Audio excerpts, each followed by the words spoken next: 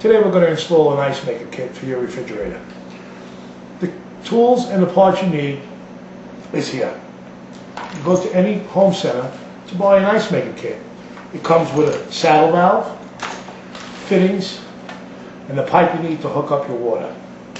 The tools you need is a little hacksaw to cut the plastic pipe, an adjustable, and a couple of wrenches to tighten the fittings.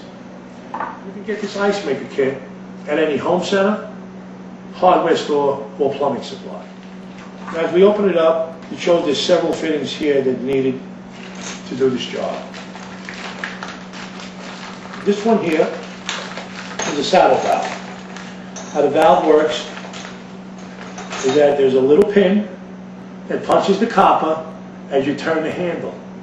To put this over the pipe is very simple. It comes with screws and bolts, and very easy to install. By putting this together over the pipe, okay, and tightening it down on the bolts with a flat screwdriver, it would go over the pipe as tight as you can, and then turn the valve clockwise to puncture the pipe where the water would come through between this gasket and the pipe. This saddle valve doesn't need any soldering or any kind of welding. It just goes right to your copper pipe. It'll be tightened around the pipe by tightening these screws until it's nice and snug. Then you get the hose and you will put your first nut over the hose. This little metal sleeve goes into the tube and a ferrule will go over it. By tightening down into the valve, okay, it would not crush the end of the pipe. So you would have free clearing water going through it without being restricted. By placing this nut over your hose and placing this little metal sleeve into the tube, and then this ferrule over the plastic, tightening around inside the valve would not give it a chance for the plastic to collapse. And that's how you would install your end underneath the area where your pipe is. A lot of times people have wondered where to put the saddle valve. The best place to put the saddle valve is where you can get to it at all times. In case there's a problem with it leaking, you have access to it. A lot of times people put it underneath the sink where the waters are supplying the faucet. Okay? Sometimes people don't have basements, so it's hard to get through.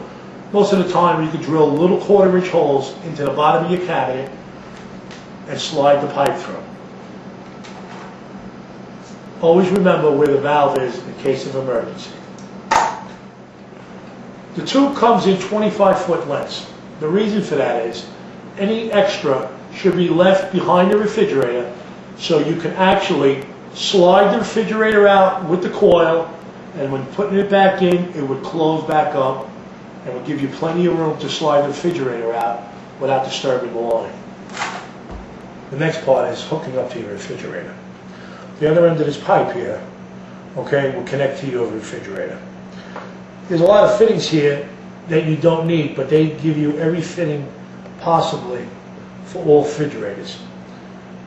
An elbow could be used in one product. A coupling could be used in another. It depends what kind of refrigerator you have. Please read the manual before hooking up the water line. Make sure that the products that you have is suitable for your refrigerator.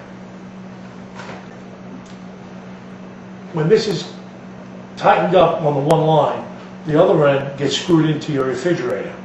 Okay? Make sure it's nice and tight before turning your water on. Next, we're going to show in the back of the refrigerator where this line goes. Now you're looking at the back of the refrigerator where the line would be connected to. I already have this line connected. Remind you, every refrigerator is different, and the place to hook up the water line could be different. Please read your manual to know exactly where you need to hook up your water line. This is a valve that is sweated on. I don't recommend a homeowner to sweat the valve. You need the right solder, which is lead-free, and you need a licensed plumber to do the sweating of the fitting.